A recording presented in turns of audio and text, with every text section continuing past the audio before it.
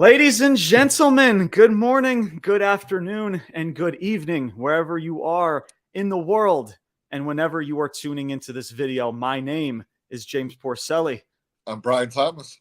And welcome to another edition of the Ruthless Talk podcast. Brian, welcome back, dude. How have you been, man? How's life, bro? It's been 2 weeks. Talk to me. How you been, bro? Man. It's been going pretty good. You know, I can't. You out of the two of us, man, you definitely had a venture on your hands, man. So yes, glad you're back, absolutely, man, and you know, glad you had a good trip, man. That's awesome. Appreciate you, man. Yes, and if you guys are wondering what is Brian Thomas talking about, well, your boy was overseas in Ireland. I was in Ireland for a week.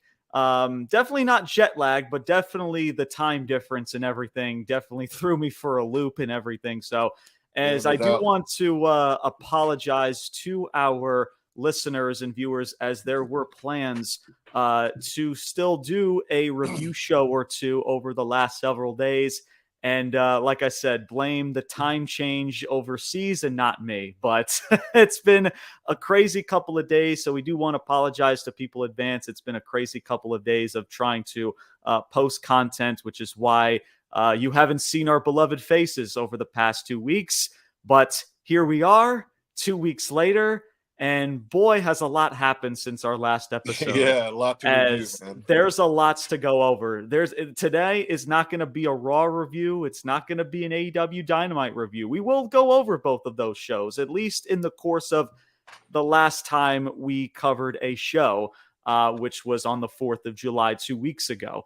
So today's episode, ladies and gentlemen, let's just call it a Ruthless Talk weekly recap. We're going to start off from Money in the Bank. We're going to talk about a whole lot of things today. John Cena's retirement, Rhea Ripley's return, AEW with Mariah May catching the AEW world by storm, pun intended, as well as MJF and Will Ospreay. We got an Iron Man match for free last night, as well as we got Roman Reigns and potentially his return feuding with Solo Sikoa, this new Bloodline faction. Of course, we got SummerSlam in just a couple of weeks, man. The biggest party of the summer. We got the Ruthless Talk Roundtable for SummerSlam next week. So there's a lots to discuss, a lots to go over, especially for this show. So let's just dive into it, man. There's a lots to go over, man. But I feel like it's only right to kind of pick up where we left off,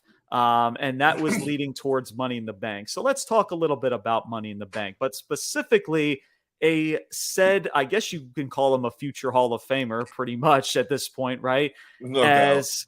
John Cena. John Cena made his glorious return as he announced his retirement from WWE and pro wrestling. He came out through the crowd, unexpected. Trish Stratus, of course, she was the host because they were in Canada. So, of course, Trish Stratus from Canada, freaking Money in the Bank was in Canada. So you can put 2 and 2 together of why she was there. So good to see Trish Stratus as well. But Cena comes out, he holds up his towel. It said, my last time is now, or something along those lines. And he says it straight up. He's like, 2025 will be my final year. Royal Rumble 2025 will be my last. WrestleMania 41 in Vegas will be my last. Won't be his last event, but will be his final WrestleMania, as he stated in the media scrum, is that he will continue to wrestle and partake in WWE television even after WrestleMania of this coming year in 2025. He will be a part of Monday Night Raw's debut on Netflix. He will be a part of that. I'm sure WWE has been planning a big show as they plan on bringing in a lot of legends and WWE vets and past performers. So they're definitely going to really put a lot of emphasis to make that show must-see and special. Yeah. But for John Cena, man, so I mean, he pours his heart out in regards to this retirement, and we kind of had a feeling this was coming. You know, Cena, he's mentioned about retirement over the last several years. He's like, yeah, it's like at some point, I know I'm going to have to hang it up, but I know I can still go. I still got a couple more matches left in me. There's still more that I want to do in WWE, as well as balancing out now his career in Hollywood. So I can't really say that this is shocking in regards to Cena making this announcement. But I will say, Brian, at least in regards to the retirement tour, I mean, for me as a fan, somebody who's grown up in the Ruthless Aggression era, of course, it's definitely going to be, I guess, very hard to adjust without having John Cena a part of WWE television. That includes even being a part-time once a year, twice a year. Sure. Just not having him on TV completely is definitely going to be very interesting, because all I ever knew in WWE was John Cena being top guy, as well as even being a top guy as a part-timer and everything else. So definitely a very, it's an unfortunate situation, because, as much as I'm not the biggest fan of John Cena, I've never been a glorified Cena fan, but over time I've grown to respect and admire Cena, especially the way that, again, just how damn good he is in regards to, drawing in an audience and connecting with an audience with his words. And yes, he's got his 5 moves of doom, right? The 5 knuckle shuffle, the shoulder tackles, and the freaking attitude adjustment.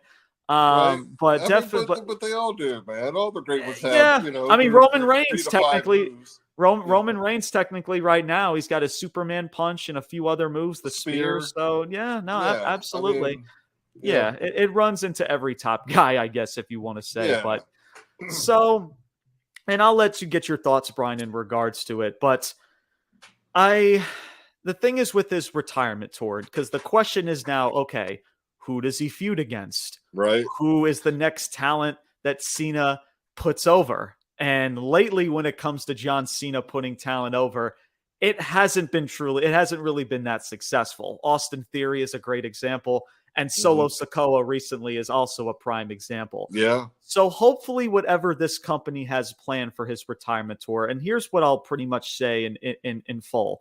Number one, I hope that Cena in this retirement tour just doesn't put over a bunch of people. I actually want John Cena to feel like he's still legit John Cena. Like, don't just put talent after talent over. If you're going to put a talent over, this talent needs to obviously, creative has to be behind him. It has to make sense. It has to be the right person that checks off every other box. And the momentum has to continue, right? This can't be an Austin Theory situation to where you had John Cena put Austin Theory over, and now look at Austin Theory now. He's in a tag team with Grayson Waller that nobody gives a shit about. You had Solo Sikoa, so where, right now he's in a decent spot within this new Tribal Chief stick, but after that Cena victory, I believe it was Crown Jewel, this dude lost 40 some odd matches and was legit the fall guy for weeks and months, and that just derailed his momentum. And it doesn't shock me, Brian, to where, I can hear why some people still are okay with Solo Sikoa in this situation. But let's be honest, the way that they approached him in this position just was not good or proper booking at all because of that 40 loss losing streak. So hopefully they make John Cena feel like John Cena, and whoever that talent that puts that he does put over, maybe it's a Braun Breaker, Gunther, whoever it is, maybe there's going to be some good nostalgia, like maybe a Randy Orton, or who knows. I'm just saying, bro. And listen, I would be a-okay, man. And I think the rumor that I've been thought about that, because what I've been hearing is that they've never, at least for because I've been hearing the setting that people would want this at as WrestleMania, and from what I've done research on and what I've heard from other people is that they've never had a one-on-one match at WrestleMania. I remember the triple threat match they had when Triple H was involved. That was WrestleMania 24, I want to say. But they were never one-on-one in a WrestleMania type stage. So, and there's also talk about, does John Cena, and of course, people I'm sure on the fence about this, does Cena go after his 17th world championship and past Ric Flair? So that's up in the air. Some people are, shoot, why not freaking do it? Let him go off into the sunset like John Elway or Peyton Manning in the Super Bowl and freaking, with the gold held high. Or do you want to use that final memory of Cena putting somebody over? So there's a lot of good discussion and a good debate, but I hope that, again, we make John Cena feel like John Cena, And whoever this person that WWE does plan on Cena putting over, whether it is a Braun Breaker, which I honestly wouldn't mind. I think Braun Breaker, at least from what WWE is doing right now, has done a pretty decent job with Braun Breaker. But I hope that whoever that person is, that momentum needs to skyrocket after that. This can't be a Solo Sikoa situation. This can't be an Austin Theory situation. So, and that's pretty much it. Or is it Cody Rhodes? And honestly, with Cody Rhodes, I mean, you can kind of see why WWE and fans would want that story. Cody Rhodes has already asked for it. Cody Rhodes has emphasized how much he wants this match with Cena. He's done it for about a year now, so don't be shocked if you see Cody and Cena in the ring together at some point. So, and look, there's a lot of avenues that you can go with. And most importantly, too, we can really start to appreciate what John Cena truly was to this industry while this retirement tour takes place. We get to kind of soak it in instead of just like, all right, this is his final match and it's done with. Well, now we have a time to really let this retirement, right? Kind of like with Sting, right? Sting kind of did the same thing not too long ago, and now Cena's kind of playing the same part into a degree. So, but look, I'm all for Cena and Orton. I'm all for some good nostalgia. I'm all for Braun Breaker and Cena. I just hope that everything is just done correctly. Brian, what are your thoughts, man? John Cena and calling it a quits, man, retiring and being in this retirement tour. What do you think, man? The floor is yours. Yeah, man, I got a lot of thoughts about it, man. Anybody that's listening to this podcast knows I'm not a huge John Cena fan. The whole ruthless aggression and the PG era is kind of when my low point in wrestling, when I wasn't involved in it or watching it. All that being said, man, I mean, yeah, John Cena is to a generation of people. I hate to to bring up his name in this vein, but he is an updated version of Hulk Hogan. What Hulk Hogan was in the 80s, he was that to a generation, in the early 2000s, mid 2000s. And it came at a time where, wrestling was, it was WWE or nothing. I mean, yeah, indies were out there, but I mean, and I'm sure there's many more hardcore wrestling fans than I am that were sure digging deep. But I mean, you had to search, to find indies or, whatever to some degree. I mean, you had TNA that was there a little bit, but really it was WWE during that time really was running full control over the wrestling industry, so to speak. And even it being a kind of downtime, John Cena is like, I mean, you got to hand it to him. He's a guy that nobody reached that level that he did for that, decade, 15 years, somewhere in there. Like, right. Yeah. You think about, I would say even that class he came out with from, that class from OVW, him, Orton, Batista, Brock Lesnar, Shelton, and he was the guy, out of all those guys for 15 years. I mean, yeah, Orton got up there, Lesnar got up there, but nobody was more consistent for that long of a time as he was. So yeah, man, I mean, I got to give it to him. He's not my, cup of tea. But he's done something in wrestling that very few have ever done. I mean, to where like even something like now, you could say, yeah, there's, we have options, right? There's New Japan, there's AEW, you got Roman Reigns, who you could say is the face of wrestling. But you got a lot of other people too. I mean, Danielson, MJF, Moxley, you could arguably name a lot of people. But during Cena's time, I mean, he was it. Maybe one or two other guys, but that was it, man. So yeah, shout out to him. We'll see where it goes. Like, yeah, the 17th championship, like, just me personally, I don't want to see him break that record because I feel like whoever does break that record, and yes, Cena is one of the greats, but I don't know, man. That's something where like I think somebody almost needs to like transcend wrestling for to get up. You know what I'm saying? I just don't think it's Cena. But they might do that. But what I would much rather see, and yeah, he could put over a guy here or there. Him and Orton got to do it one more time, man. I'm all for it, bro. I'd fully be on board with that being the WrestleMania match. Where that's essentially. Orton doesn't have that much longer left either. No, but that's those two guys in a WrestleMania match where it's going to be Cena's last match. That's HBK, Triple H, Undertaker-esque for that generation. Those were the Cena being the guy, and Orton being another guy right there on his heels for that entire time.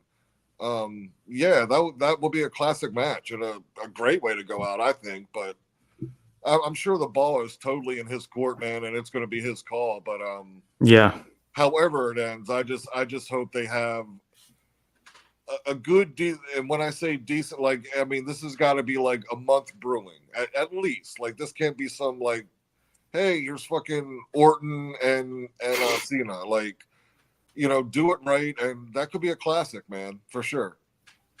Yeah. Like I said, there's a lot of avenues to go. There's a lot of people that could benefit from being a part of this run with Cena. Like I said, a Braun Breaker is a great example. A Gunther, people have mentioned Gunther before. So, but we'll see in regards to. But listen, much love to Cena. Like I said, I hear where you're coming from, Brian, because like I said, even though I grew up in the Ruthless Aggression era, I liked Cena, but I was never like, the big Cena fan to where like, I want, what I'm saying? I liked his Thugonomics days. I'm not going to lie. But of course, like, over time, when he got the mixed reaction, the Fruity Pebbles, right? Shout out to The Rock.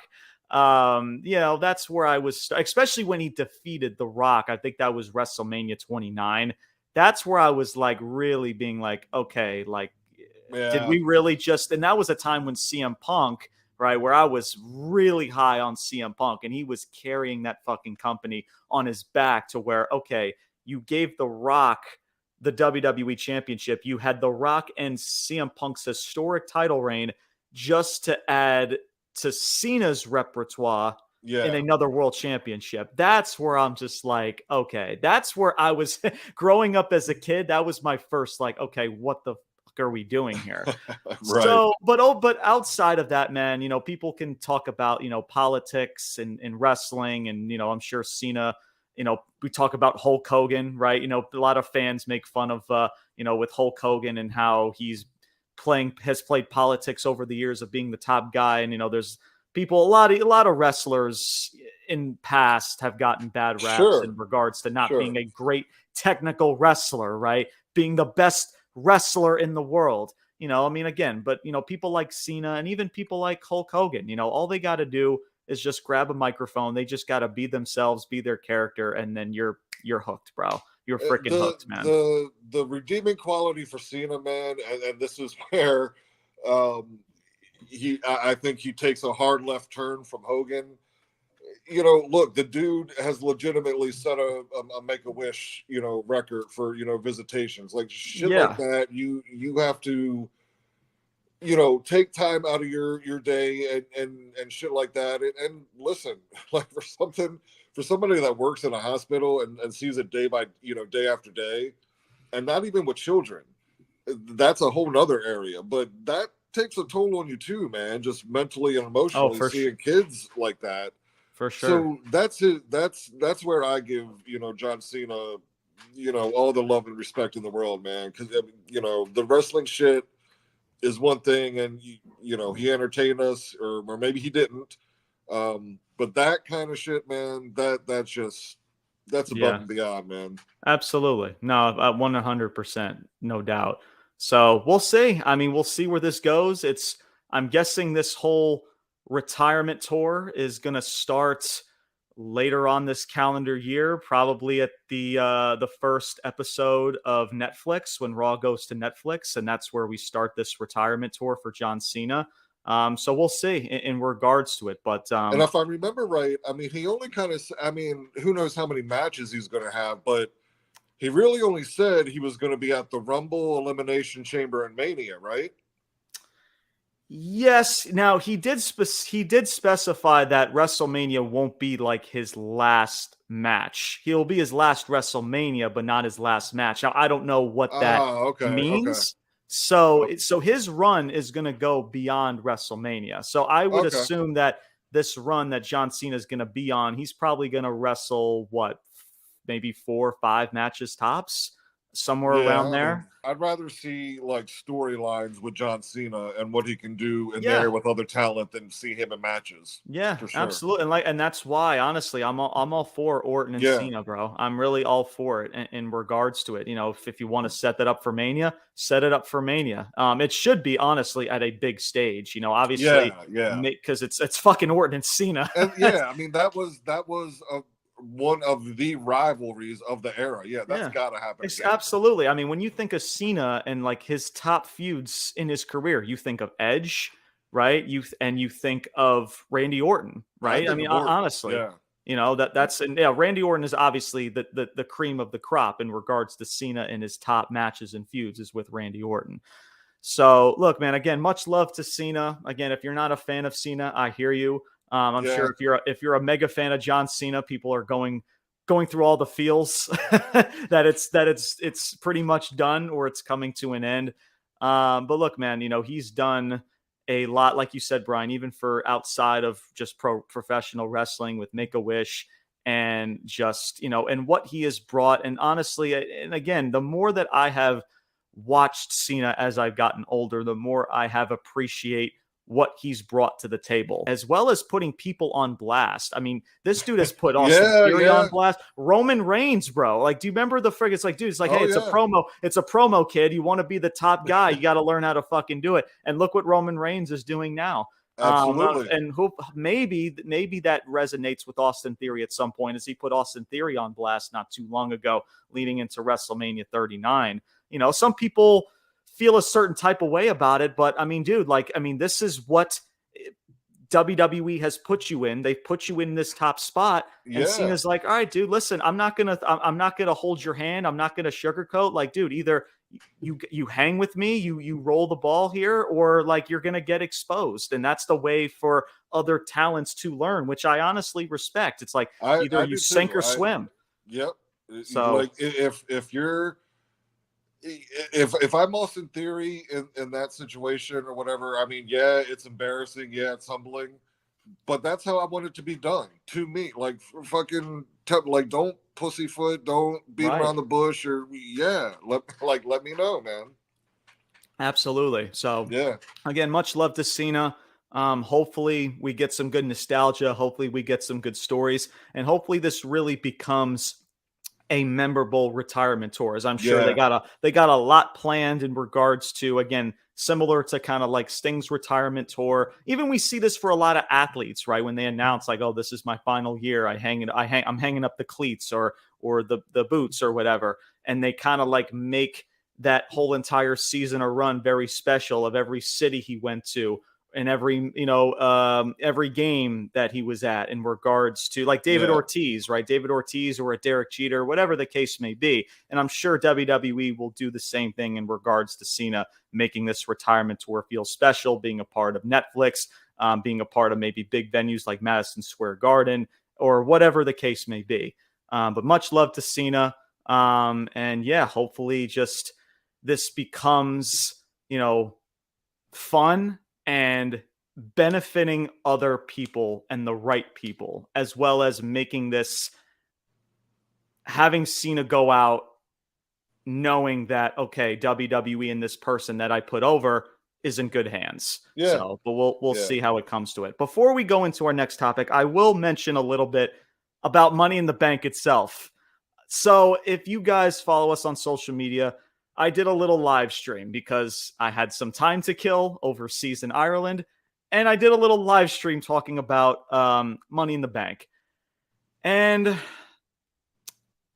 what's the first word I want to say in regards to it? There was a lot of ugly. There was a lot of fucking ugly. That's honestly one way to put it. And since we're talking ugly, I guess I got to mention Damian Priest and this ugly botch that he had in this match against Seth. And it's not even just Damian Priest. Even Seth Rollins looked like he was a step or two behind the entire match.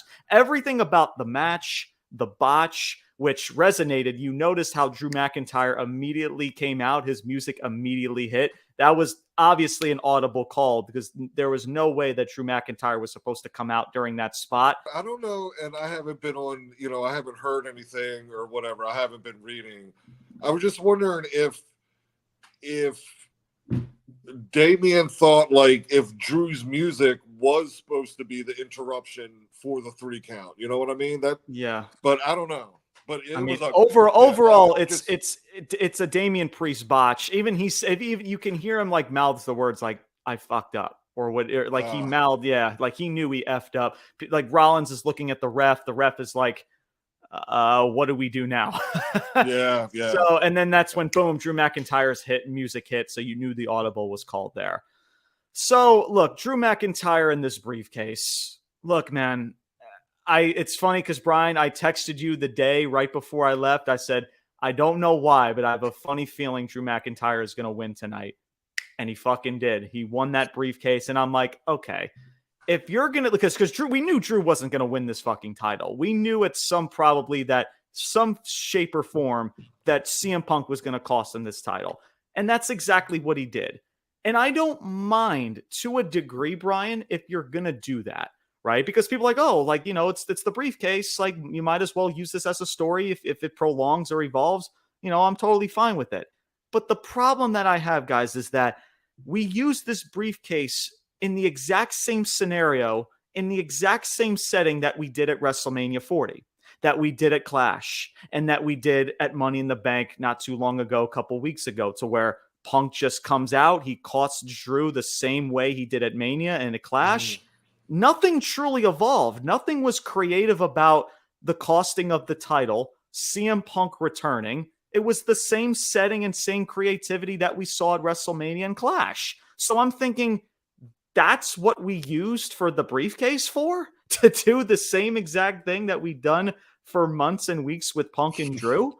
Because if this was the case, Brian, honestly, if you were to say, if this was the plan, right? If this was if we had the plan to either have Punk or Drew, win the briefcase and Punk cost the title, or give it to somebody like Jey Uso, I would have just given it to fucking Jey Uso. Because somebody could have used that freaking briefcase, dude.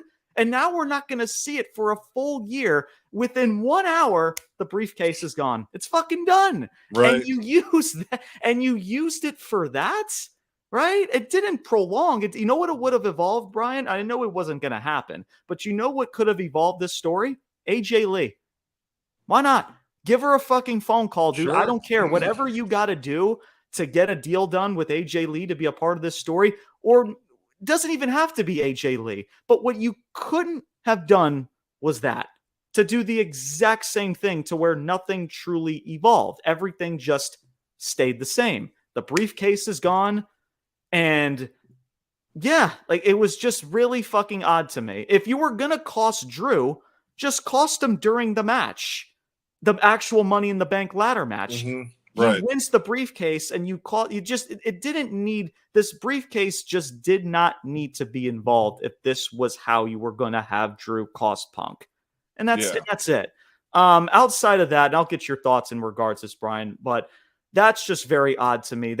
Everything about it was fucking ugly in regards to all of that being involved. Tiffany Stratton on one end, freaking loved. The match itself was great. All of those ladies. That match was phenomenal. Fucking phenomenal. Absolutely. Yeah. And the right person won, which was Tiffany Stratton. It was the right call. Can't wait to see what they do with Tiffany Stratton. And I really hope that they don't rush this cash in, because you can do so much with Tiffany Stratton in this briefcase, telling really good stories with her. I hope they just don't do this at SummerSlam. Like, don't just do this, because we don't have the men's Money in the Bank briefcase. So you might as well. But the question is, Brian, is WWE creative? Are they creative enough to develop long-term booking for Tiffany Stratton in this briefcase? That's the question. Or are they just not creative enough and they're just going to say, fuck it, let's just have her cash in at SummerSlam? I don't know. The same way Io Sky did last year. Yeah. But outside of that, amazing the women crushed it. They honestly carried this pay-per-view, that match, and Tiffany Stratton winning. Sammy winning the IC title, mixed bag with it, because Sami Zayn winning the IC title, honestly, I don't mind it, because this is the same dude that beat Gunther, holding on to this IC title for 600 days. So, and he's in his home country of Canada. So you kind of knew that, even though it wouldn't have shocked me that they would have given the ball to Braun Breaker right then and there, but still, though, he lost. Braun Breaker loses clean with one Helula kick. I would have made that match a little bit more anticlimactic for Braun Breaker, to protect Braun Breaker a little bit more. But I didn't hate it. It was tolerable, let's say, the finish. But I do like what Sami Zayn, at least what they're trying to book Sami Zayn, you know, beating people like a Braun Breaker, beating people like Gunther at WrestleMania, to where he's not just in the tag division with Kevin Owens, just having just random tag matches with fucking people. You know what I mean? So it's a mixed bag with that. So the 6-man tag with Cody Rhodes, Orton, KO, and you have the Bloodline. So, look, obviously the Bloodline were going to win this match. We knew that. I mean, obviously, Solo gets the pinfall and pins Cody. I don't really think that was necessary to do either, to have Cody get pinned. I get why they did it, because obviously now Solo's going after the title against Cody Rhodes at SummerSlam. But I like the idea of the Bloodline, keep making them, you know, be on top, right? Freaking winning matches and everything. The match was fun to a degree. But it was nothing really over the top special. It was just a 6-man tag, as I expected it to be. But I'm not going to lie, Brian, I was expecting something for this show to go off the air, and it was just the Bloodline just standing tall. So kind of an underwhelming finish, man, in regards to it. So yeah, man, overall, I know I've been speaking a lot already with this pay-per-view, but very disappointing. It was bad. It was disappointing. Like you said, Brian, ugly at times. And the women carried this pay-per-view overall. So, Brian, your overall thoughts about Money in the Bank before we move on to our next topic. Yeah, overall, except that the women's match, man, it was, I mean, there was a lot of ugliness all over, man.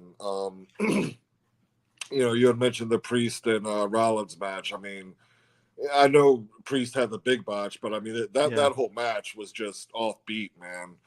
Yeah. And yeah, to the money, man, I don't know how I feel about the Money in the Bank, because here's the thing.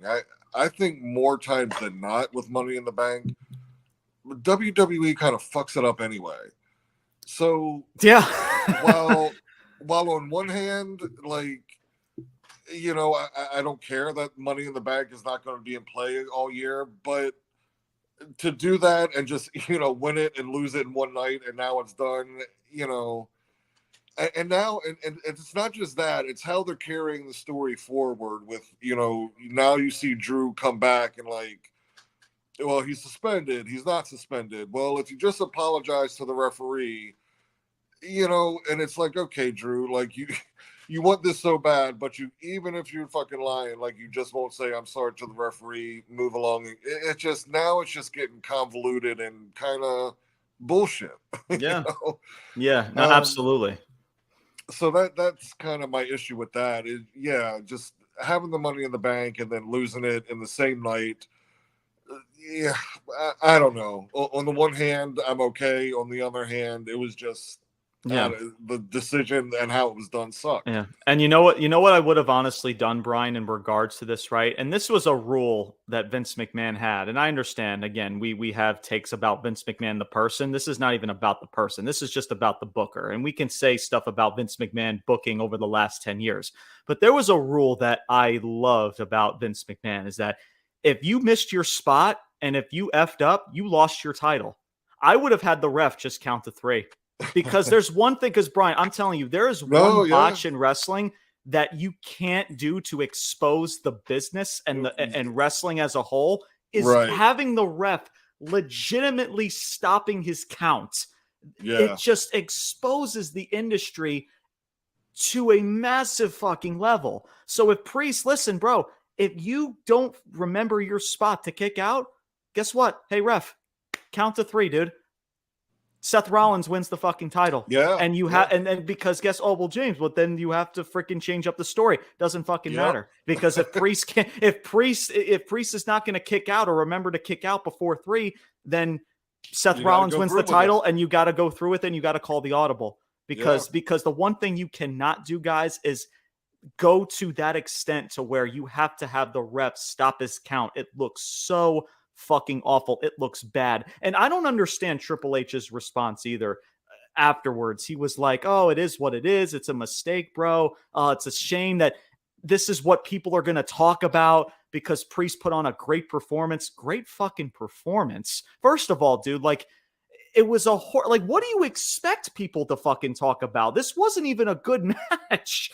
And you're acting, and Priest had a good performance. Where was the good performance? Yeah. It wasn't even just the pinfall botch at the pay-per-view. I counted at least 3 to 4 botches from Priest, as well as, again, mistiming and mishaps from Seth Rollins. Where was the good match in any of this? Now, I get it. Like, oh, well, James, what do you expect Triple H to say? Don't say shit. Don't say he had a great performance and it is what it is. It's just like, come on, man. It's just those words were just fucking weird. It's like, if you just don't say nothing at all, right? I get it. You don't want to be like, oh, yeah, Priest effed up. No, of course not. But just don't say anything, man. Come on, dude. But yeah, man, listen, I would love if WWE goes back to that rule, because less botches like that and less exposing certain spots, right? And it's not just like a one little botch to where like, oh, okay, it sucks, it's unfortunate, you move on. No, these are botches that greatly affect the match and the story that's being told, man. And that's what, and that's why Triple H is like, oh, it sucks that's what people are going to talk about, because it was at a grueling point of the match. So yeah, people are going to talk about it. Not just critics like me and you, Brian, but actual just casual fans that just want to watch the product to have fun. They're like, whoa, that was weird. That was bad. So yeah, man, but look, it was disappointing, honestly, overall. I can't really say it was even decent nor freaking good. Again, the women crushed it. Tiffany Stratton with this title, or with this briefcase. And yeah, that's all I can really say, man. Just a lot of ugliness, a lot of bad, and a lot of just really poor decisions, and just a lot of botching, and just everything was all over the place. So, but we'll see. Maybe they rectify that at SummerSlam. You know, we got SummerSlam right around the corner. Maybe they, redeem themselves and put on a good show for SummerSlam. We'll see in regards to it. But let's move on.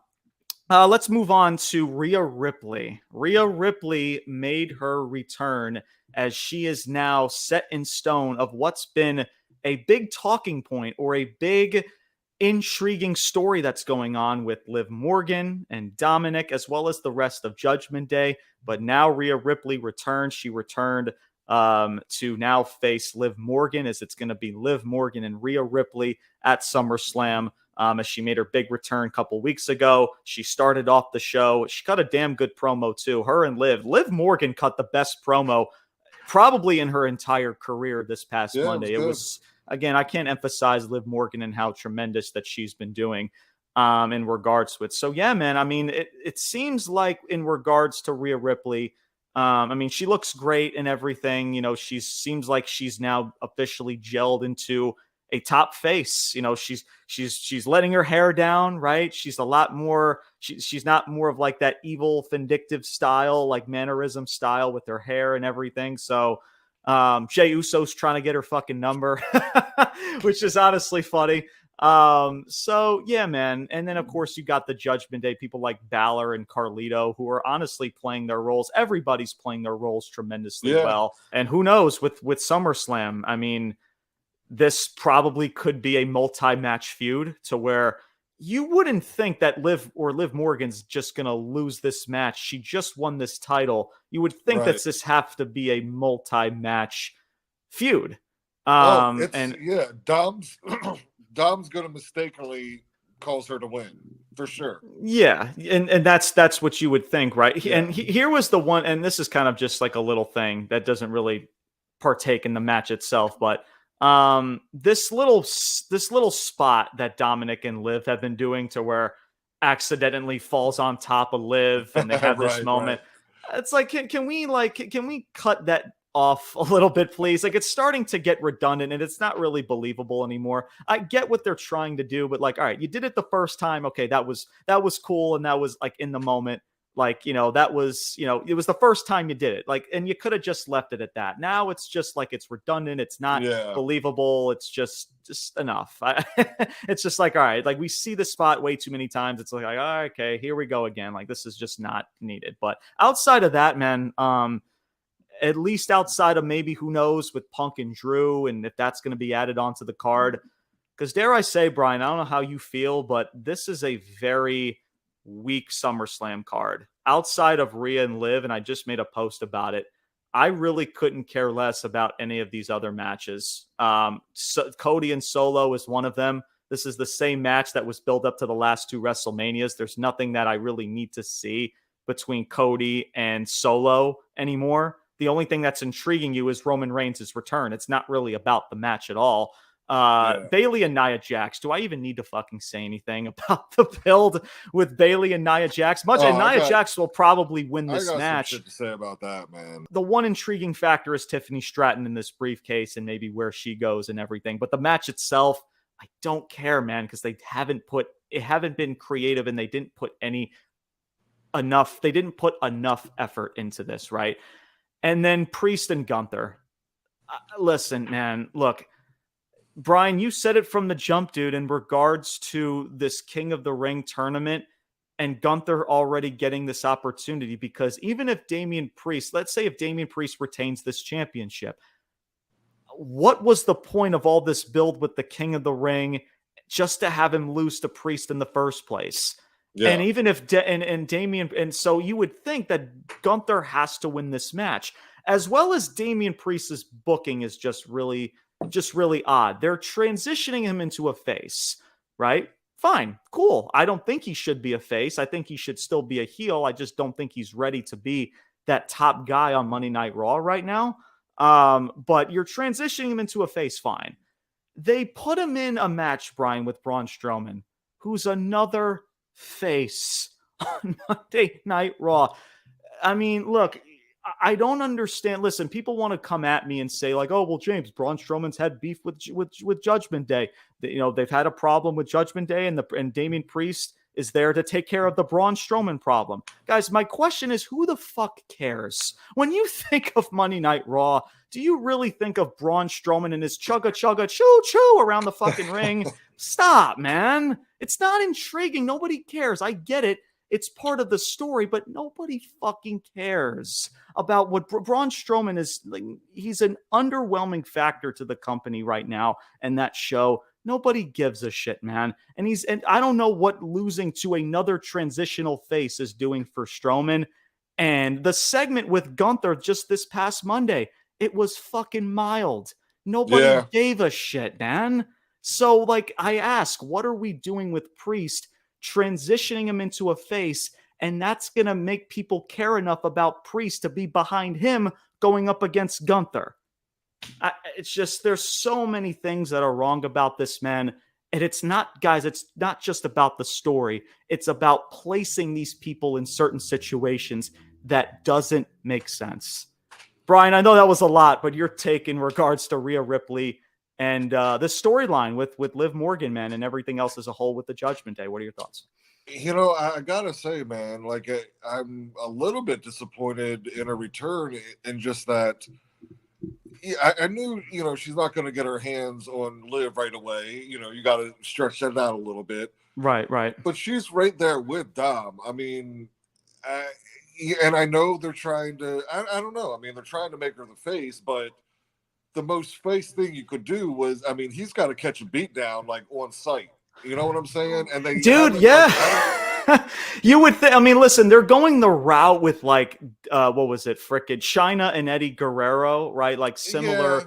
So that's pretty much what they're doing. I mean, the only real amplification you got from Rhea was like throwing the bouquet of flowers back at Dominic. Yeah, it's like she's turning her back because she's upset. at Dominic. Like, I And it's turning so my not back Rhea, on. whether Rhea's a heel or a face. Right. Just her dominant, like, her Right. physicality. Like, she's no. What are we doing Yeah. here? No, I agree with you, bro. It's like for months we were thinking like, dude, he's going to be in the doghouse. Dominic is fucked. Dominic wasn't in the doghouse this past Monday, dude. Like you were. The only thing that does intrigue me a little bit right now is like towards the, because Dom had made that comment of like, whatever, you're my mommy, you're mine, or whatever. Yeah. And then at the end, Rhea says, I'm not yours, but you're mine. So I don't know. I assume the only other route is that she's going to string him along in some manner, but it just doesn't feel like Rhea Ripley. Like it just, you know what I'm saying? Yeah, no, you were thinking chaos and Right. freaking hell breaking fucking loose, bro. No, I 100% agree with you, dude. Absolutely. Because I'm thinking like, dude, man, when Rhea comes back, man, freaking shit's gonna hit the fucking fan. Dude, like it was like, wow, like that's it. That's it. That's it. So no, I completely agree with you, man. It was a very underwhelming return and reaction from Rhea in regards to her feeling towards Dominic and everything, right? I don't know. It was definitely odd in how they returned. We could have done a lot more making this return more memorable. So it's been 2 weeks now, and there's been at least like three or four different interactions we've seen. I mean, she hasn't even so much as slapped him yet. I mean, you know what I'm saying? Like, come on, man. I mean, this dude legit tried to kiss Liv freaking 2 weeks ago in the middle of the ring. You would think like a slap or a riptide, something. Right. Yeah, it's just like, oh, well, maybe Joel James will freaking, maybe they're building that up for the next couple of weeks. Why would you need to build that up? Like, what the fuck are you? Yeah, there's nothing to build there. There's nothing to build there. That's on site, man. Right, that's on site. Exactly. I do like Jey Uso and the comedic shtick. Like, hey, like you see mommy tell her I said, hey, what's up? Freaking, you know what I'm saying? Yeah. And so I see there's going to be a connection somewhere down the road there. Right. I don't know how all that plays out, but mixed tag match probably. It definitely is going to be a mixed tag. You're definitely going to see that for sure. Mm-hmm. Yeah, it just I don't know. I mean, we'll see where it goes, but it was definitely not the return I was expecting. Not that it was bad or whatever. It just I thought it was going to go much different than that. And yeah, I mean, Judgment Day as a whole, and with Damian Priest, turning face or whatever. Like, I mean, I just gotta say this again. We've been talking about it for months now, and it feels like. I mean, I thought it could have been over by now, but of course you had to wait till Rhea got back. Like the whole Judgment Day, as far as if Rhea and Priest are going to be face, maybe everybody else is heels or whatever. Right.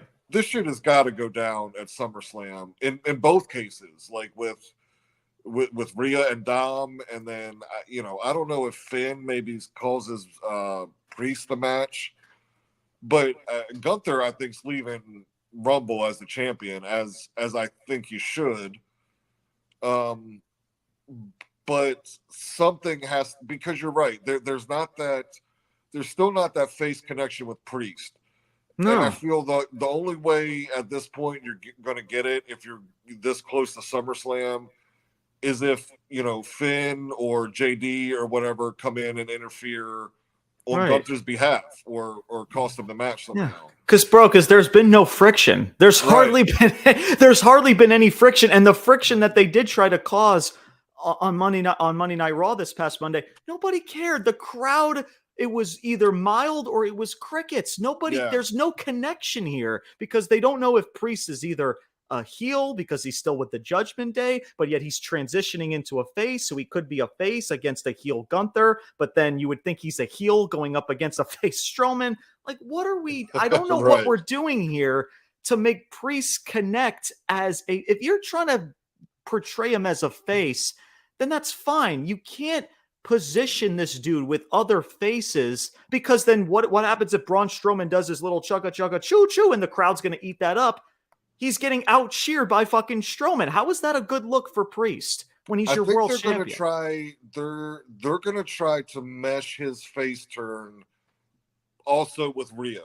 You know what I mean? Like, Oh yeah, no, yeah, yeah, which I don't agree with, but that's right, probably what they'll do. Yeah, I mean, listen, Rhea as a face, like that's set in stone. Like people love Rhea right now. You heard that yeah, pop when she came back. People love Mommy right now, so it makes sense for Rhea to be in this babyface shtick. It's been it's been a long time coming, I guess. Even as a heel, she was getting cheered for the last year or so.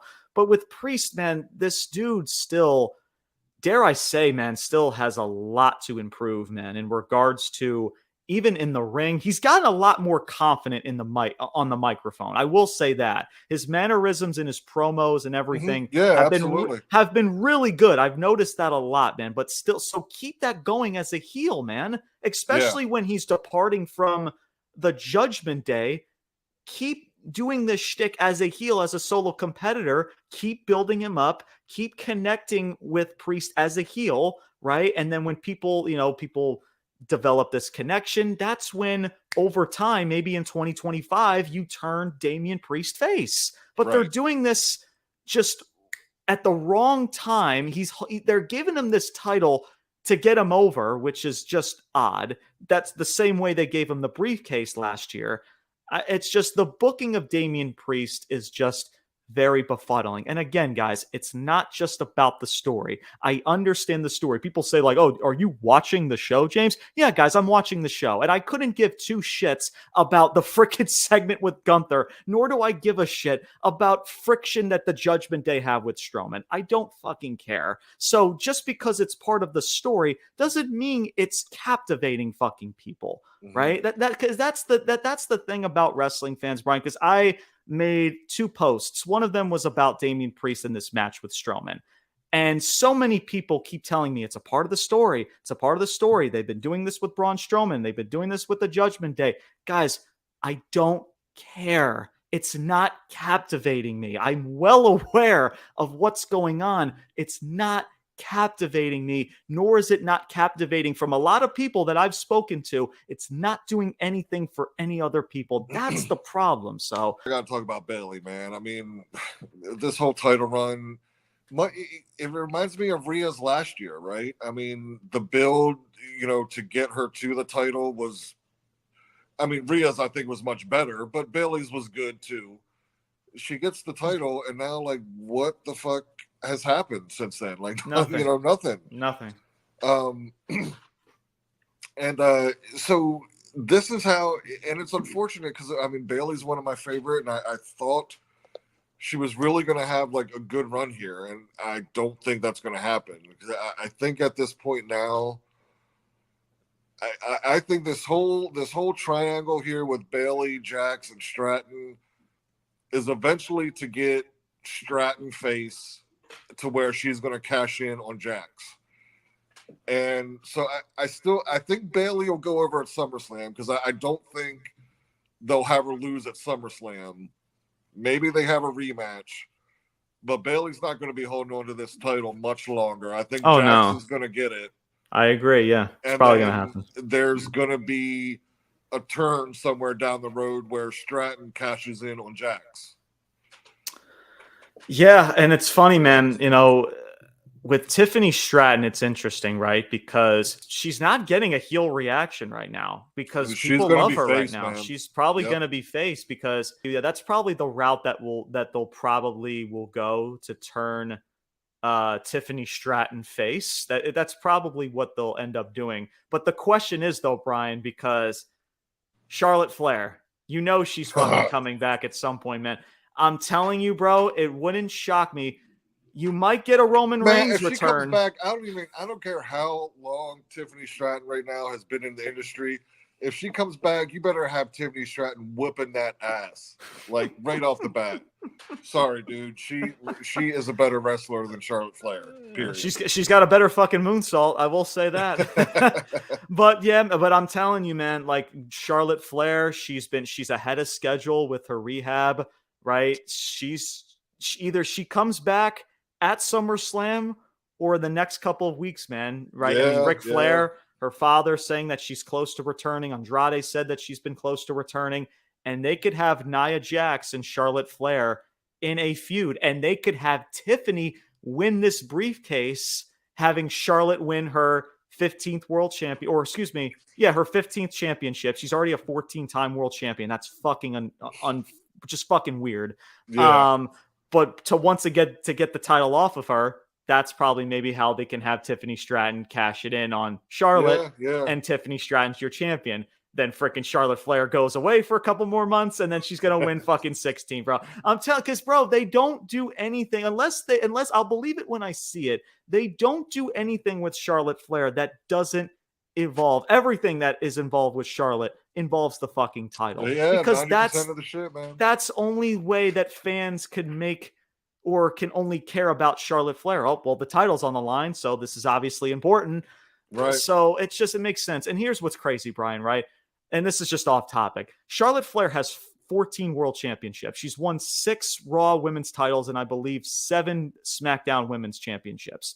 And she has the Divas title and the NXT title, but I don't believe people are really counting that. But so it's pretty much 14 world titles. Naomi, right? I compare this woman to Charlotte because of the, people talk about her athleticism and what she could do in the ring. Bro, Naomi is just as athletic, if not more than Charlotte Flair. Oh, yeah. This fucking woman hasn't gotten shit. She's gotten 2. She's been here for 15 years, Brian. 15 years. She's gotten 2 fucking title reigns, bro. And Charlotte Flair is that much better. She's got 14. Get the fuck out of here. Come on, man. It's just like that. It's so fucking weird. Nepotism, man. It's so fucking befuddling. She's going to come back. I'm telling you, either maybe it's with Tiffany or with Nia Jax. It's going to be one of the fucking two, bro. She's going to be on her fucking white horse, whether it's at SummerSlam or maybe it's the SmackDown after SummerSlam, or maybe it's in a couple more weeks. Who freaking knows? I'm sure we'll know more about Charlotte Flair and her return sooner rather than later. But I'm telling you, man, it's coming, as well as with Roman Reigns. His return's coming as well soon. We know that. I'm looking forward to. That's intriguing. But with Charlotte Flair, it's just like, because we know what to expect with Charlotte Flair. It's the same shit that we've seen over the last 8 years, trying to turn her face and heel, trying to put her in the title picture for 8+ years, and nothing, Brian, has worked. It's the same fucking thing. And until WWE proves us otherwise, that's what they're going to keep fucking doing. So yeah, man. But we'll see with Tiffany Stratton, man. I just hope that this cash-in isn't rushed. I hope that this actually is well thought out. Yeah. And they really do put the rocket on Tiffany Stratton, man, because she's ready now. They derailed her momentum with this, again, after this whole incident with Jade and Bianca. But it seems like now they're going to put Tiffany Stratton back on that pedestal. That momentum was gained back from winning this briefcase. So hopefully that gets back on the right track. So we'll see. We shall see, man. But look, Nia Jax, much love to her. Even though I'm not the biggest Nia Jax fan, she's been doing good work. I just wish I was more intrigued with her and Bayley in this SummerSlam. It just doesn't. None of these matches, Brian, feel like WrestleMania, or excuse me, none of these matches feel like SummerSlam. This is your second biggest event in your calendar year, and all of these matches just feel like, do I really pay $10 a month, $20 a month for the subscription Peacock Network? No, thank you. It's just a weak card, man. Live in Rhea Ripley. Okay. Potentially Drew and Punk. Yeah, that's it. That's intriguing. But Cody and Solo, nope. Frickin' Bayley and Nia Jax, no, thank you. I think Cody and Solo is only intriguing because of Roman's return, right? And that's what I mean. But I'm talking like the match itself, right? Again, Solo. This is the same guy that you've booked on a 40-match losing streak, and now you think, okay, after this 40-match losing streak, just make him the leader, make him the tribal chief of this new Bloodline faction, right? I mean, he's been the fall guy to WrestleMania, to Cody Rhodes, right? There's nothing else, guys, I need to see between Cody Rhodes and Solo, right? I would rather get Cody Rhodes versus Randy Orton. I'd rather have Cody Rhodes versus Jacob Fatu. Give me that shit. Inject that into my fucking veins, please. I do like what they've been doing with Jacob Fatu, and who knows? I know people are kind of speculating, freaking the way Jacob Fatu, it looks like Solo Sikoa in the background, is there maybe a turn to where he jumps ship and goes towards Roman's side and fights against Solo? So who knows? And we'll talk more about Roman Reigns and everything else later on. But let's talk a little bit about AEW, man. Let's talk about it. We got AEW All In coming up in a couple of weeks, and there's really two main topics that I really truly have for AEW. And one of them is with the ladies, and one of them is with Toni Storm, who has been killing it ever since she's been in this shtick, ever since she's been in this character. And much love to her, man. But the one thing that's been missing with Toni Storm is a legit memorable feud, right? She's had decent matches and she's had her moments. That's just Toni Storm herself. But we haven't seen that memorable moment in a feud. Well, you fucking got that a couple weeks ago, man. Bro. To where, look, the Owen Hart Cup tournament, take it or leave it, man. I've seen enough tournaments I just didn't give a shit about. But they had Mariah May win the Owen Hart Cup tournament, so she gets a title shot against Toni Storm at All In. So she walks up the rampway, she grabs onto that Owen Hart championship, and wabaka, she fucking hits Toni Storm over the head with it. She tosses Luther, freaking the butler, off the fucking stage. She legit, bro. And Toni Storm is in a bloody mess. Same like mess that freaking Daniel Garcia was in when the beatdown from MJF. But this was honestly 10 times more gruesome. She's using the shoe, right? Watch for the shoe, right? She's got the shoe and she's scraping freaking Toni Storm's face with it. Toni Storm's crying. She's bawling. She's in a bloody mess. And like Mariah May, she's like gelling into that sadistic part in that segment. It was really fucking good, man, to where I'll give Mariah May credit. I haven't been that solely high on her. I think she's been doing her part well with Toni Storm, and she's done a lot of good things. But after what happened in that segment a couple weeks ago, Brian, when I was in Ireland, I'm thinking, okay, Mariah May's now got my fucking attention, bro. That was really good, man. That was probably one of the best female segments that I've seen in that company for a very long time. And now you got to continue to build that. And they did build that this past Wednesday where they had Mariah May dress up as Toni Storm. She's walking to the ring. Tony Schiavone's hilarious. He legit, guys, said on commentary, this is, and I quote, he says, "Oh, come on, speak, bitch. Let's do this. Come on, just spit it out." Dude, oh my, and freaking Taz is like, "Whoa, dude, hey, Schiavone, what are you doing, bro?" I know, and it almost sounded like, I don't know if that was like off the cuff. If dude, not, I mean, right. I don't know, man. I was gonna say, I don't know if that was just like out of the blue. Tony Khan's like, dude, oh, that was great. It was great, bro. Oh my, Tony Schiavone, he just says like, he does a really good. That's why I'm thinking like Schiavone. I mentioned this a few. Like I think sometimes he is just fed up and checked the fuck out. Sometimes, man. It seems like it. I don't know. I mean, yeah, absolutely. But dude, that was just great. That just like the segment itself. Like she's dressed up at Toni Storm's shtick, and the crowd's like, you know, freaking giving it to her, right? And you have Tony Schiavone in the headset. It was just the moment itself when she's just standing there, she's not saying anything, and you hear Tony Schiavone. It was just great. It really was. Now for Mariah May, it's Mariah May herself. Much love to her, and I hope that this momentum continues for her.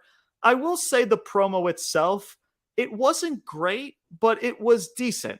She hit her bullet points. I wish she could have explained a little bit more further in detail and why she did what she did. But she did them kind of more of the simplistic route of why she did what she did. But the setting and her dressed up and the shtick and everything, because she's kind of been in that role, right? She's been Toni Storm's right-hand woman, right? Dressing up in her old attires for the past couple of, decades, being in WWE and that punk rock gimmick before. So she's kind of gelling into that, kind of like an FU to Toni Storm. So I like that. I like it. But I do think that Mariah May still has a lot more to learn. And I do think that she will get better. At least that's what I'm holding out hope for. But man, I'm telling you, dude, like after what transpired a couple weeks ago and that setting and just both ladies just playing their parts so well in that ending to AEW Dynamite, this has potential to be really, really good, man. And even we said it with Mercedes and Britt Baker and the storyline they got there. And we'll talk about the next topic, after this. But Brian, your thoughts, man, about Toni Storm, Mariah May, and this storyline they got cooking right now. Man, Mariah May, what? Like I did not see that coming. Like I thought for sure Toni Storm was going to take her out, man. Like Yeah, right. You think it was vice versa? She would take right, her I out. did Yeah. not see that coming, but I Yeah. think that it was a good call though. Yeah, And but yeah, because it makes sense. I hate to cut you off because it does make sense. Like Toni Storm being the face, she's beloved by fans. It's same with Rhea Ripley too. Like we mentioned about WWE, we knew that this was evident, especially with Mercedes going heel, right? mhm. So now you need that other top face on your roster. I mean, Toni Storm fits the bill. Everybody loves this shtick. They pulled the trigger and they can develop a really good storyline with this stuff, man. But yeah, continue. Yeah, absolutely. But yeah, that moment and that segment when it happened, man. I mean, dude, that's when AEW does that. That's when I can get on board with them. You know, I mean, I don't know what else to say about it. And Toni Storm, man, like, dude, I know because it's even hard for me to watch. I don't know if like your generation or even younger is going to go back, but if you watch like any kind of like Hitchcock or like 50s horror movie, the camera shot of Toni Storm with the blood running down her face and like her like the over dramatic crying. I mean, she is Yeah. fucking nailing it, dude. Like, Dude, yeah. Dude, yeah, 100%. it's so good, so good. Um, so yeah, man. I mean, again, yeah, you're right. I haven't seen enough of Mariah May to really know one way or the other. I mean, I think it's a good start. And we'll see. But that moment, that turn, I think was awesome. In that segment, I think Mariah May did awesome as well, and Toni Storm selling that. Oh man, that was good Yeah. shit, dude. Yeah, no, absolutely, man, for sure. And I'm happy for Toni Storm because again, she's worked so hard and has Yeah, gelled into the shtick so well, but she just feels like just underneath, at least from what she's been involved in for quite some time, it just feels like nothing what she's being a part of or doing with another talent just feels important. This right. feels It's like important. AEW. That's like their go to, man. I mean, there's a bunch of random one off matches. Yeah, Sure. it's like this is your women's champion, man. She needs to be a major focal point of the show. I've said it Yeah. for freaking weeks, man, and now they're at least finally doing that with Mariah May, and this can do wonders for Mariah May. I Yep. mean, as of right now, as much as Mariah May has looked really, really good over the last several weeks, I don't know if I could say that she should be freaking defeating Toni Storm, which I don't think Yeah. she will. No. Yeah, I don't think. I think this is going to be more of a coming out party for Mariah May, to where now she's going to be going solo away Yeah. from Toni Storm. So we'll see in regards to it, man. But dude, listen, AEW, man, over the last several weeks has put on a lot of good stuff. And that includes this next topic we're about to get into, and that's MJF and Will Ospreay.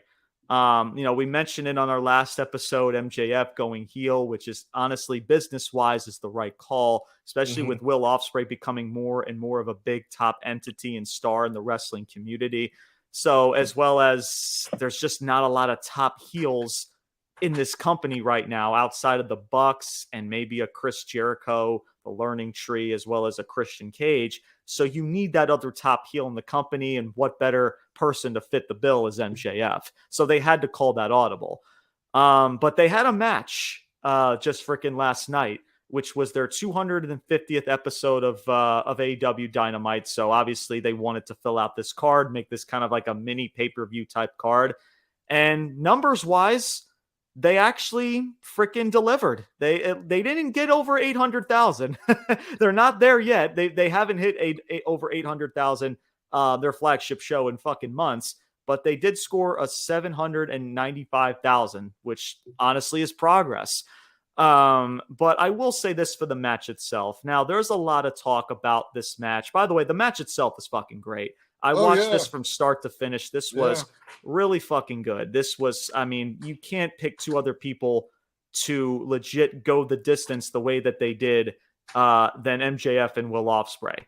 But the debate now is, Brian, is like, oh, the match was too long.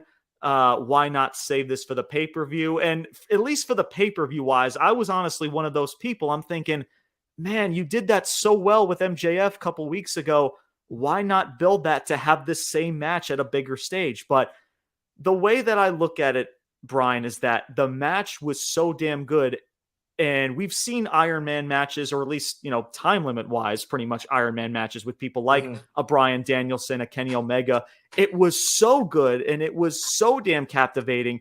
You have to see these two go at it again. You want to see the rematch again. So that's how I kind of at least took away from that, to where people even want to see these two have a second match that much more after what they saw just last night. So I'm honestly not complaining as the fan that we got this Iron Man match for free, right? Obviously, if it should have been on a pay-per-view or not, being too long, I'm not really that irritated about it being too long, because if this was just like a 30 some odd minute match, even then I just would have been like, okay, you still could have seen that at a pay-per-view anyway. So if you're going to have this, Brian, on TV for free, you do what you frickin' did this past Wednesday. So on one end, yeah, you could save this at a pay-per-view at AEW All In, and who knows with Daniel Garcia and where he fits the bill. Because listen, no shade to Daniel Garcia, he's not enough draw for an AEW All In match with MJF. He's just not. And again, it depends on the story maybe that they tell with MJF, because I'm sure MJF can carry that shit by himself, but Daniel Garcia, AEW All In, it's your big show in Wembley. It's just not a bit like when you think of Daniel Garcia. I'm sorry, man. It's the way that he's been booked. It's not really all of his fault, but it's the way that he's been portrayed and just being kind of that mid-card, undercard type guy. You don't really think of like one of a co-main event match with MJF at AEW All In. Maybe they do it at Blood and Guts. I don't know. Depending on what they do in regards to it. But it seems like that's what we're probably getting with Will Ospreay and MJF. It seems like more than likely we're going to get a second match with MJF and Will Ospreay. But the way that I also see it, Brian, and I'll end it with this, how the fuck do you top that? It's not the fact that it was too long, or even if it was at a pay-per-view. That's one thing. How in the fuck do you expect MJF and Will Ospreay to top what they just did last night? To where maybe the rematch, to where, man, I do want to see this rematch. I do want to see them go at it once again. But then you watch the rematch and you're like, the match in AEW Dynamite was a lot more fun, because what more could you ask between these two than what they did this past Wednesday or last night? So that's also the main takeaway that I have it. As a fan, I didn't mind this at all, going a full almost Iron Man match distance. I think that's the least that they can do, because even a 30, 20 plus minute match, to where like, all right, if you're going to make this a big deal, you might as well have them give them the full fucking hour of the show. And that's what they did. But at the same time, I'm thinking, man, if you're going to put them in a rematch at All In, you're asking these performers a lot to move the envelope after what they just did this past Wednesday. But we'll see. Brian, what are your takes, man? I know I'm not sure how much of the match that you did see, but your thoughts in regards to this match between MJF and Will Ospreay and what could potentially come moving forward towards All In. Yeah, I watched most of it. Fantastic match, no doubt. I don't know how I feel about it yet. The match itself was great. Yeah, I was entertained as fuck. Absolutely. It's one of those things where, like, I fully get why they had MJF win now, because it's that whole thing where, like, look, I don't know what the fuck is going on with Adam Cole, but it seems like he's now returned twice and then been disappeared. So you had MJF return, and he was face for 2 weeks, right? And then you turn him, and so I see this, as plain as day now. Like, him winning this, him beating Ospreay in this, because again, like we always say, the chase, for the face is trying to get to the title, right? So you got to have the title on MJF right now for Ospreay to go after it. And they're going to have great matches. And now that, I guess, we've firmly established here that MJF is the face, Ospreay or the heel, Ospreay's the face. Yeah, I think going forward this could be great. But so far, how we've gotten here is just a bunch of bullshittery, man. So yeah, great match. I mean, anytime you go an hour in the ring at that caliber, I mean, hats off to those two guys, man. Oh, for sure. That's fantastic. Mm-hmm. And both of these guys are good on the mic. They can tell a story. And if you're going to turn this into a feud and keep these two guys kind of going at each other, then right now MJF has to be the face, or it doesn't real. Or I'm sorry, I keep saying face. MJF has to be the heel, or it doesn't really work. So yeah, I'm on board with it going forward. Again, it's just the transition and how we got here, man. That is, whatever, but we're here now, and yeah, they're going to have excellent matches going forward, and I have no doubt they could tell an excellent story. Yeah, no, absolutely, for sure. Yeah, it is a shame because it's clear as day, especially because they were so, no pun intended, all in making MJF a top baby face, right? You mentioned, Brian, with Adam Cole, and they completely fucked that up. And no doubt this is an audible called in a 180 to where, all right, we got Will Ospreay. He's our top baby face right now, Swerve Strickland.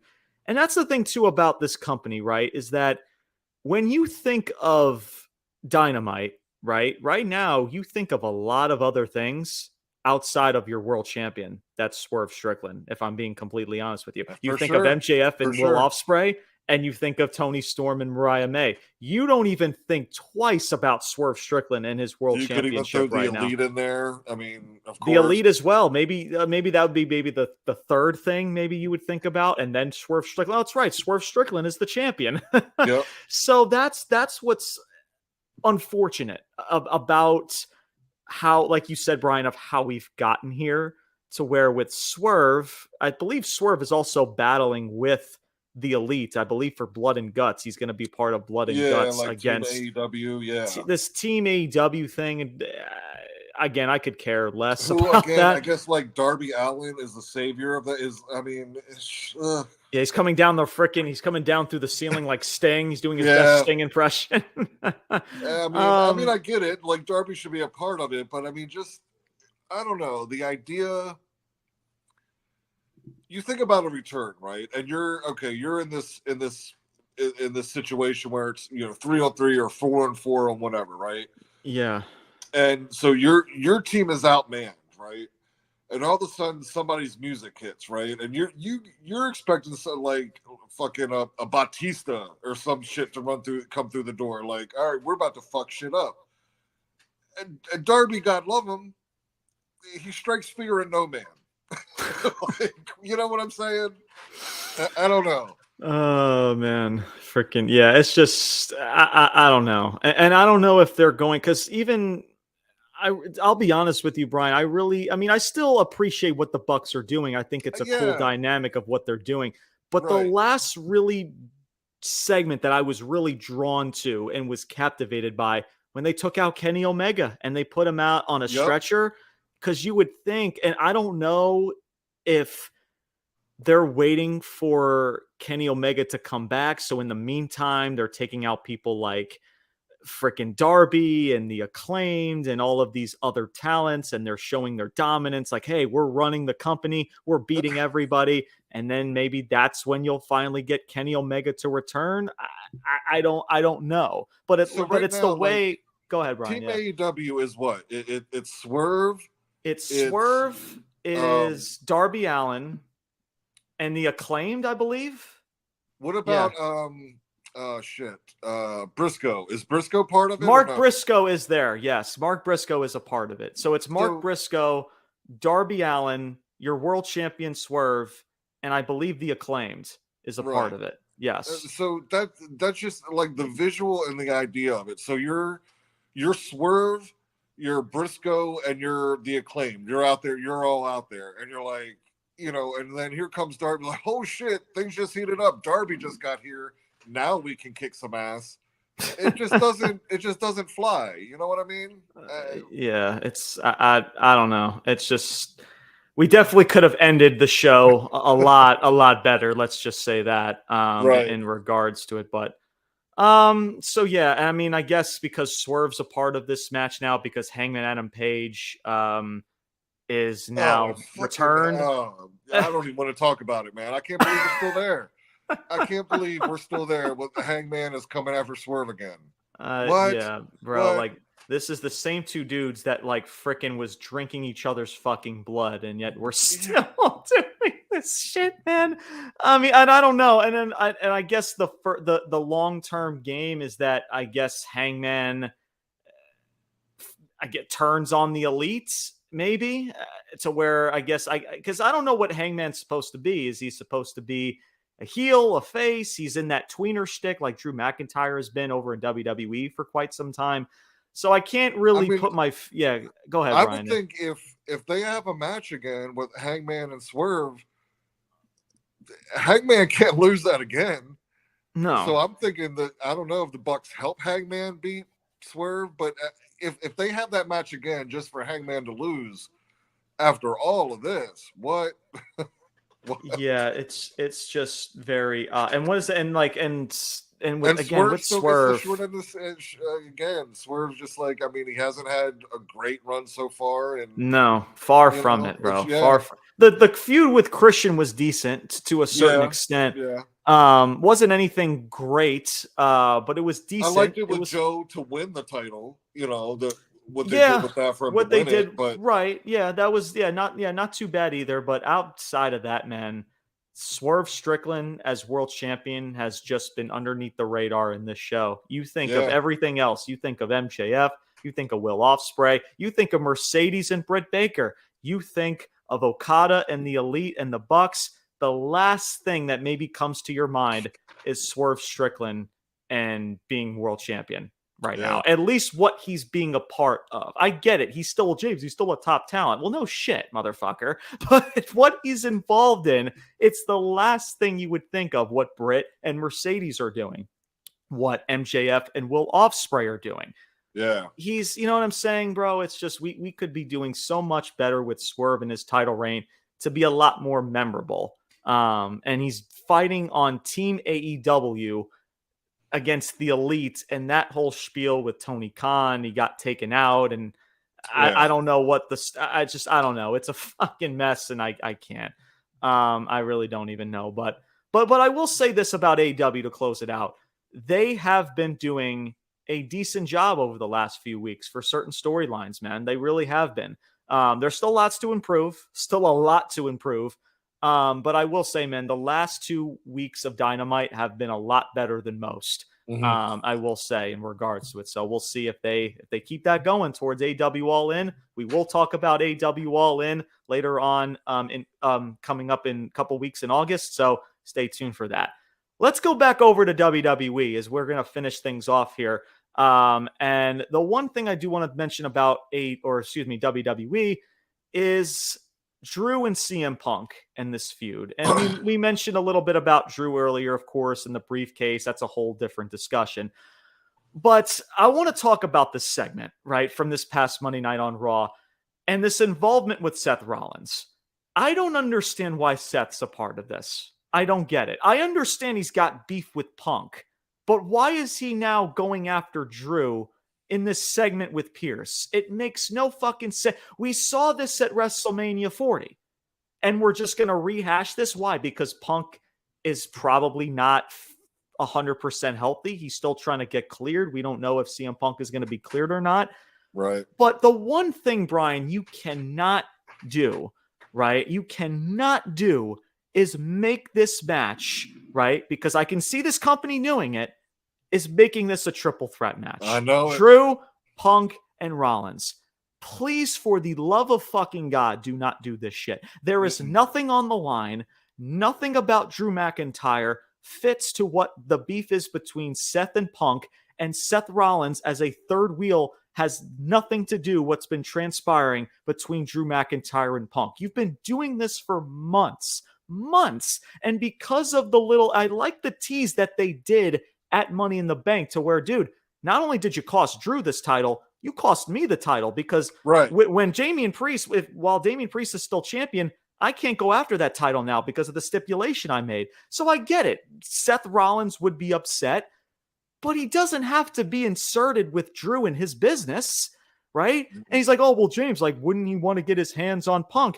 Bro, he can get his hands on Punk in a fucking parking lot, in a fucking hotel room in Chicago, right? He doesn't need to do it in a triple threat match with Drew McIntyre being a part of it. I don't need to see Rollins and Drew go at it again. We've seen this at Mania. We've seen this for so many fucking times over the years. What haven't we seen that's been between Drew McIntyre and Seth? And now we're just going to throw these two and merge them with Punk in a triple threat because Punk may not be cleared? Come on, man. So, Brian, real quick, what are your thoughts in regards to this? I mean, that segment, I had alluded to it earlier with McIntyre. I didn't really like any of it, man. Even how irate he's been over the months, and he wants to get his hands on Punk, and it comes down to like, hey, man, just say you're sorry to the referees, and that's just a bridge too far for him to cross. Come on. Yeah.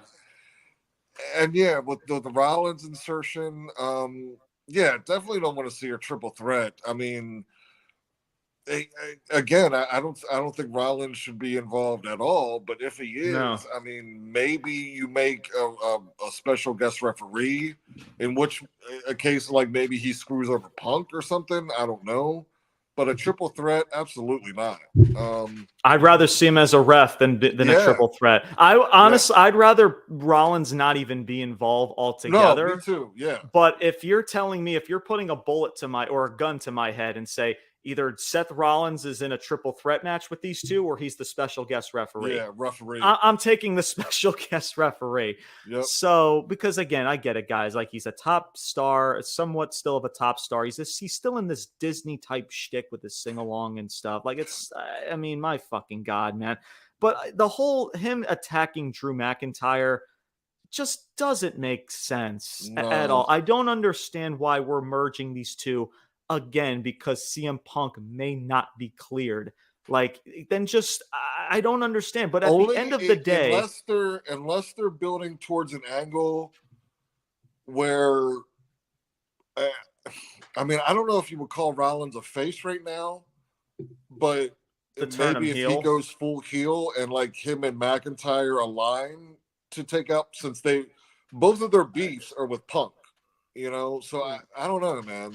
I don't know. I would have to think more about that, but I don't know how they're gonna pull off a Seth Rollins heel turn because they love singing his song and he's a top. So I don't even know how they would pull that off right now. I'm kind of hoping it may be just the way you turn him like full-fledged heel again, so people stop singing the song. Yeah, you would have to maybe like do the turn to where he attacks Punk like. Or does a thing where like Punk has McIntyre beat 1, 2, I ain't counting 3. You know what I mean? Right. It doesn't matter if The Rock counts to 3. Shout out to The Rock. Every time I think of that, I just think of The Rock. But kind of do the same thing that Punk did to McIntyre. Yeah, and listen, at the end of the day, man, like both Punk and Rollins and Punk and Drew, man. I understand, guys, for some people, it's baffling that people tell me that this makes sense. It truly doesn't. Oh, well, James, but if it's the story, it does. Two separate feuds at two separate times. Thank you, man. It's plain and simple as that. And guys, I get it. The story, Rollins and everything, I understand. I get what people have tried to spew to me on TikTok and other platforms. But guys, these are marquee matchups that are too big for you to devalue by throwing in a third wheel that's Seth Rollins. Right. Same with Drew McIntyre. Drew McIntyre being a part of Rollins and Punk and that whole feud, which I'm sure this company definitely wants to resume at some point. You business-wise, guys, you keep both of them separate. It's that simple, man. I get it. Storyline wise, we get it. Like, oh, but there's Rollins in this situation and Rollins in this situation. Guys, the storyline is important. I get it. But the other thing that's also important is the magnitude of these matchups and how big they are, and how these matchups and the build benefits the company and us fans even more, right? Mm-hmm. A better company and better business is what's best for us fans. You do not rush this and devalue it and diminish it by adding Seth Rollins into this triple threat. I don't give a shit what story they're telling. I don't give a shit what they're doing. I don't care. Business-wise, it doesn't make sense to add Rollins into this situation. It doesn't. And that's it. That's how I can honestly describe it, man. Yep. So, sure. But it's Triple H and WWE, so who the hell knows at this point? But I guess it's only fitting to end, or at least end this this weekly recap, is with the Wyatt Six, man. These VHSs and how things have been coming across have been really darn good. Yeah. And I've mentioned this to people when it comes to the Wyatt Six. I don't want the VHSs to be redundant, to where I don't want to just have the same sit down with maybe Uncle Howdy and Bo, to where the VHS, it's just like a constant random thing. But I mentioned this about adding the rest of the Six involved, and they did that with Eric Rowan, and it was so beautifully, beautifully done. You felt all the feels, man. He's talking about, hey, I once had a family, and my brother, he's gone, and then I thought I had everything going. After that, I was gaining my confidence and blah, blah, blah. Then my other brother, he's gone too, man. And he's crying, he's getting emotional. And I'm sure a lot of that is real emotion too, by the way. Absolutely, man. So you felt all the feels, man. Like, whoa, this is creepy, but this is cool. And then you were crying with Eric Rowan because we miss fucking Brody and Bray. Much love and rest in peace to both of those two. And they had Bo Dallas get his ass whooped by Chad Gable and the Creed brothers. So, and then you had, of course, and Bo Dallas is like laughing every time he gets his ass whooped on the floor. They're like delivering German suplexes and clotheslines and just whipping the shit out of this dude. And Bo Dallas is just laughing through it all. And then eventually the lights go out in the Wyatt fashion, and the Six come out. You got Cross, you got Gacy, Loomis, and Rowan in full-fledged attire and all. With the lights dim, and Chad Gable was funny. He's like, they're standing toe to toe, they're rolling up their sleeves and their suits, and Chad Gable's like, "Now, fuck it, I'm getting out of here." And they left, and the Creed brothers are left in the ring. They're just like, "Well, shoot, now we're definitely outnumbered. Yeah, let's get the hell out of here." Yeah. But the visual too, man, of the Six coming down the rampway was really fucking cool too. Yeah, man. You had Bo Dallas with his arms out, doing his best, his best brother's impression. With his arms out on his knees, and you got the rest of the Six behind him. So a really cool shot there. There are a lot of other cool shots on social media that came out that look really freaking cool. So, yeah, no complaints about any of this, man, at least for this week. I mean, Eric Rowan's VHS was great. And Bo being a part of this now. And it's interesting, Bo, Dallas, and Uncle Howdy. And I guess, who knows? I guess, like I mentioned before, do they want you to approach it to where you're wondering if these are two separate people? Are they the same exact person? Are they going to do Bo Dallas and Chad Gable? I was also under the impression they might do the Creed brothers and Chad Gable in a 6-man tags, where you got Gable and the Creeds, and maybe, I don't know if Bo or Uncle Howdy will actually wrestle. I think it'll be more of Loomis, Gacy, and Rowan, if that makes sense. Yep. Mm-hmm. Which honestly, I'm cool with either or. I'm cool with freaking that 6-man tag, and I'm cool with freaking with Bo and Gable. Maybe not Uncle Howdy, but Bo Dallas, and what he did with the laughing and all that stuff was just freaking great. And adding Chad Gable as the heel in that match, dude, freaking put that on the card, because this card is weak as fuck. So give me something that's some odd captivating for me. So yeah, no complaints, man. Thankfully, Brian, they got rid of the dead bodies, like the security guards. Security, yeah. Right. They got rid of that. I guess they heard us fans, and they're like, all right, we'll chill out with that.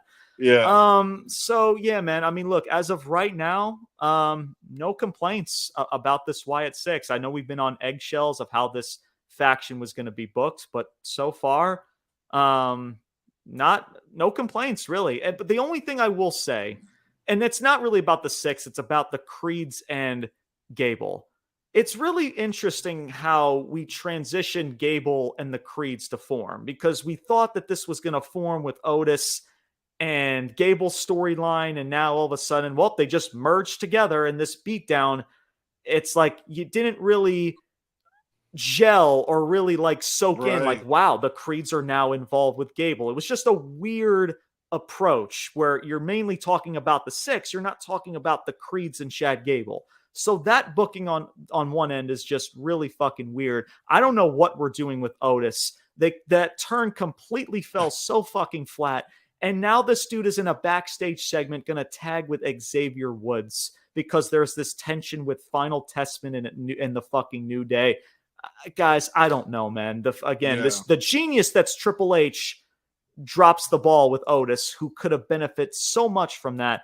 And because they dropped the ball, now they got to, I guess, do a random freaking 180 and just say, oh, here come the Creed brothers. They attacked, but the main focal point is the freaking six and Bo and the visual of them in the ring together with Bo on his knees and his arms out. You're not talking about Chad Gable and the Creeds being together. So that dynamic of the first impression with those three as a tandem just was very odd, very odd. But Brian, you're quick. Your thoughts, man, right now about the six, Bo Dallas, and this feud that's going on with Chad Gable and now the Creed brothers that are involved in this. What are your thoughts?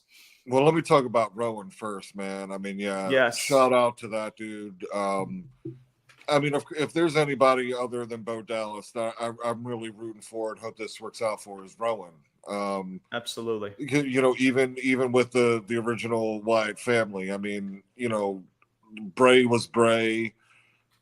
Excuse me. Brody went on, and I mean, he was really coming into his own. And now, you know, maybe it's Rowan's turn, man. I just really hope it works out for him, because that's, again, as you mentioned, that, you know, as much as this is, you know, for television and drama and whatever with him and that situation, that's also real life. Absolutely. Yeah, for sure. So just really hoping everything goes well for his sake. But yeah, I'll go to the Creed brothers, you know, first too, because you and I have been talking about this for months, you know, about, you know, they need to be together with Gable. And you're right, this whole, how, you know, Gable has left the Alpha Academy, it still kind of feels like open-ended. It's not real. I mean, I don't know. It's just like, oh, you know, Otis decided he's not with it anymore, and then he left, and now it's over. And they just an underwhelming freaking, I guess, departure, if you want to call it. Yeah. And then, I mean, if you, again, you have this opportunity where, like, you and I have been talking about for months, getting the Creed brothers involved, to where, like, even before the Wyatt Six coming out here, you could have had for the past couple weeks, as you've seen Gable go to Otis and be like, hey, I'm sorry, can we talk about it? Well, you can also introduce the Creed brothers into that scenario, you know? Yeah, right. It was a weird dynamic in how they reintroduced the Creed brothers in this situation. Yeah. Because we expected something big, like, whoa, like the turn on Otis, when Chad Gable uses the Creed brothers to turn on. No, they use this for the six, but nobody's talking about the Creed brothers. You're talking about the six and the visual and everything. It was just a weird reintroduction that just was just very odd. But yeah. But then, I do. But you know, we're here now with, I guess, the Creed brothers and Gable, which I like. And I'm with you too. Like, if this is a 6-man tag, I don't think it should be Bo Dallas. I don't even think Uncle Howdy is gonna be a like, if it's wrestling, it's gonna be Bo Dallas. I don't think Uncle Howdy's gonna be a wrestler. And to where this works out, to where, okay, you got the Creed brothers and Gable against, like you said, Loomis, Rowan, and Gacy. Mm-hmm. So yeah, and then you have Uncle Howdy as kind of like that, whatever entity, spirit, kind of directing them, so to speak. You know what I mean? Right. Yeah. But No, yeah, I agree. I don't think going forward, man. Because also just Uncle Howdy's ring attire, like with the hat, and he's got to keep the mask. Like it's not suited well for actually being in a wrestling match. You know what I Yeah. mean? No, I agree. Yeah. And I think that that's honestly the best case scenario, to where Yeah, Uncle Howdy is mainly there to be a part of certain segments and spots, like he was with Bray Wyatt in the right. match with LA Knight. You saw he jumps off a freaking skyscraper building and he's crashing through a table of some sort, or a platform, Yeah, to where those movements and or spots into that nature. But I do like Bo actually being a part of this to do the yeah, actual wrestling, because right. Yep, Uncle Howdy doing the wrestling is just it's a weird visual, to where I think Uncle Howdy is best suited more in the shadows, and I guess I exactly. yeah, like being that, Because like that darker entity. if you have him in the ring, either he's always got to win, or if he loses, then the shtick is up. You know what I Right. mean? Yeah. Yeah. No. Absolutely. So that's a way that Yeah, you can protect the entity of Uncle Howdy, to where he yeah, doesn't wrestle. It's Bo and it's the rest of this group, even with like Nikki Cross, yep, going off or going against one of the ladies maybe in the near future. But no, I agree with you 100% on that. But listen, so far, really like what they're doing so far. The VHSs, absolutely. I just hope the VHSs just don't get redundant and stale. Keep doing this. Maybe they do this now with Joe Gacy. I Again, now think they yeah, do they got this to with, do it with the rest of the other three members that haven't been. They got to do it with all those yeah. members. And I think that Yeah, that's what they will do. I think yep, you'll see probably maybe a Dexter Loomis or a Joe Gacy probably the next coming weeks, to introduce them and why they're a part of this and why they're doing, why they maybe they tell their story about how Bray Wyatt has impacted them, because Bray Wyatt is like the entity of why this faction's even a thing, right?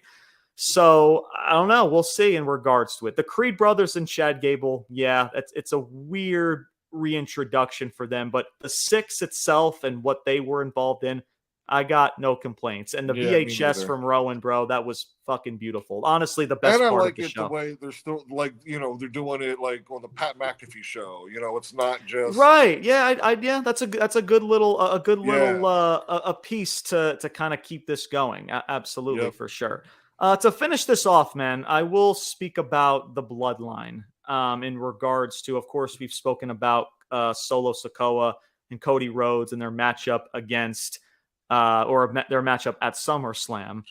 And we've spoken about it earlier, man. Roman Reigns, we know he's on his way. Solo Sikoa has already called out his shot towards Roman about when he returns, he's going to acknowledge me, right, with that freaking tri-boulet necklace, right? So, look, man, listen, I love the fact that this group continues to look dominant, as they Mhm. should. And the one thing, though, Brian, that I'm mainly concerned of, at least for SmackDown, right? And I've mentioned this before, Roman Reigns, and it's not even his return. His return's going to be great. It's going to be memorable. It's going to create headlines. We know that. My issue is that you now have Cody Rhodes and Roman Reigns as baby faces on the same brand. And it's I just don't know how good business that is, to where I don't want to see. There's nothing else I really, because with Cody and Roman, I want those two to be separate. They've done their Yeah. business at this point. I don't think it's a right decision to now merge these two to defend, at least for now, for Cody, because he's the champ and he's the top face, to go up against the bloodline. And Yeah. my fear is that that's what they're probably going to do. They're going to, at least for the time being, they're going to merge Roman and Cody together as faces, to where these two should be completely separate, doing their own different thing. Roman going up against the bloodline, and Cody Rhodes is doing his own thing with the championship, making his title reign memorable and prestigious. He's done his business with the bloodline. He finished his story. There's nothing really else Cody Rhodes needs to do with this bloodline shtick, because if you're going to just add Cody to this continuing story with the bloodline because he just has history with them, because he's been fighting the bloodline for 2+ freaking years now. Well, again, freaking Kevin Owens has been doing that for 4+ years. Right. But still, man, he's your world champion. He needs to be on his own. Roman Reigns and Cody, because what does that say about Monday Night Raw? Right? Because I mentioned about Monday Night Raw, it's just like your top star is Jey Uso, who's, again, trying to get Rhea Ripley's number.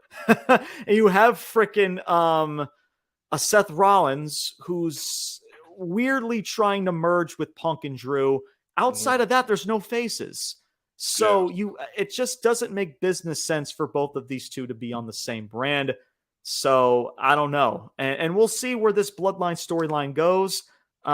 Keep making the bloodline. I want these segments with the bloodline, the faction itself, Solo and everybody else. And I've mentioned this before. Create a lot more individualization. Keep pumping Jacob Fatu up. I do like Jacob Fatu. I don't understand him attacking DIY. Because they just won the championships, and here they are like fucking jobbers getting squashed by Jacob Fatu. Right. Great for Jacob. Yeah, right. Great for Jacob Fatu. You should be pumping him up. That's great, but not at the expense of your tag champs. You're trying to pump up this tag division. What does that say when the champions are your just tag champs just got taken out by one dude? It's just like fucking Christ. Not even taken, like destroyed. Exactly, bro. Yeah. Brian, what are your thoughts, man, to finish things off, man? Roman Reigns, the bloodline story. What are your thoughts, man, to finish this? So, I mean, definitely looking forward to Roman's return. But it is going to be, because I do feel Roman is going to cost Solo, get involved at the match, in which then Cody retains. So then it is just weird where Cody's fought this guy for the past 2 years, and now here he is coming back, and it's because he's sticking it to Solo, but at the same time you're still helping Cody win.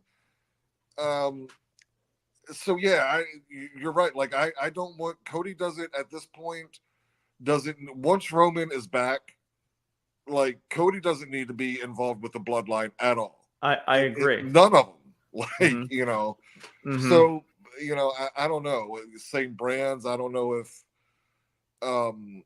again, I mean, you still got Jay over on Raw. We don't know. I mean, I guess Jimmy would be going back to SmackDown, but I mean, eventually you got to get all these guys on the same brand. I don't know how or when they do that, but excited that Roman's coming back, and that way we can get deeper into this bloodline story. But Cody can let Roman take it from here. Yeah, exactly, man. There's really nothing like, guys, listen, I get it. It may sound cool to be like, oh man, these dudes were feuding against each other for 2+ years, and now they're fighting on the same side, right? I get it. It sounds like it can cool. come back, maybe long term, once down the road, but not right off the bat. They just had their match at Mania a couple months ago, and now they're just best buddies. They're gonna go out. They're gonna go to the pub, the local pub, Ryan, and they're gonna have a beer. They're gonna and fight a the shot. bloodline together. Then they're gonna fight the bloodline together. The fuck, like they just had a fucking match at Wrestle, and now they're buddies. For 2 years, a 2-year long for feud. 2+ years, like a year-long feud. Cody Rhodes had to go through struggle and adversity with Roman Reigns in his title, and now 2 to 3 months later, now he's fighting alongside Roman. Okay, sure. Like, come on, man. It's just weird business-wise with those two being together as faces. It's just, I don't know. You could be having Roman Reigns return in any shape or form that doesn't involve Cody. You know what I mean? It's just that simple. But we'll see, dude. We'll see. I mean, when Roman Reigns comes back, it's going to be a big special moment. Like I mentioned before, man, this ain't going to be the suffering succotash Roman. This isn't going to be the Roman Reigns that you saw 8+ years ago. This is a Roman Reigns that, because of this tribal chief gimmick, has gelled, has reinvented himself. It's going to not just elevate this storyline, but this freaking company as now the top baby face of the company. So we'll see. And again, this could Hopefully with Jacob Fatu, this continues to benefit Jacob Fatu. I want jobber matches, man. Put Jacob Fatu in jobber matches. Don't have him freaking beat the shit out of your tag champions, man. Like, I just, you know what I mean? Create more individualization for these wrestlers, man, because that's what we just don't do enough of. You know, with Tama Tonga, Tongaloa, you know, we need that individualization. Make me care about these other people in this faction, right?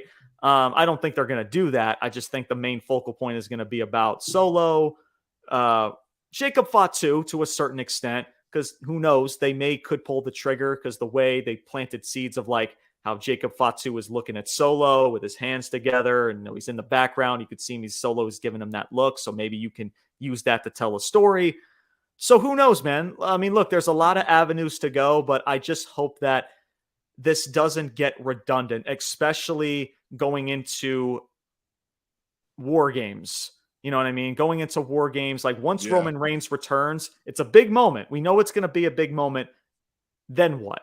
You know, we hope that this company has something truly planned to make Roman Reigns' momentum as a face that much more special than just the return, right? Are we just going to have like tag matches with Cody and Roman against the Bloodline, and then that's how we get to frickin' get to War Games in a couple of months, right? The Cody and Roman, they're going to be buddies, right? I hope that's fucking not the case.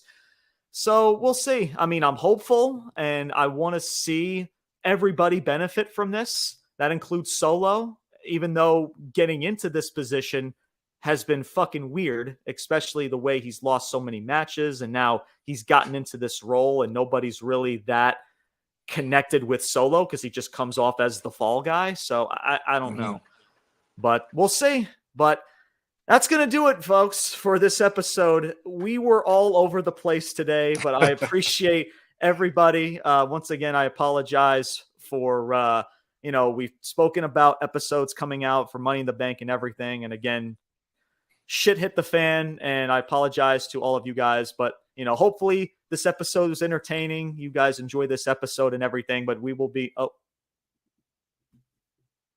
okay, here we go.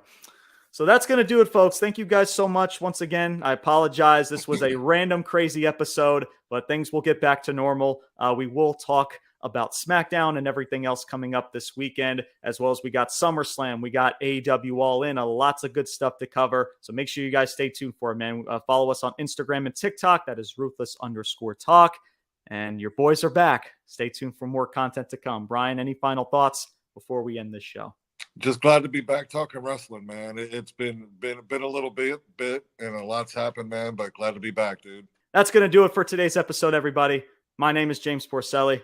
I'm Brian Thomas. Until next time, there will be a next time. Your boys are signing off saying salute. Peace out. And take care, everybody. Top guys, out.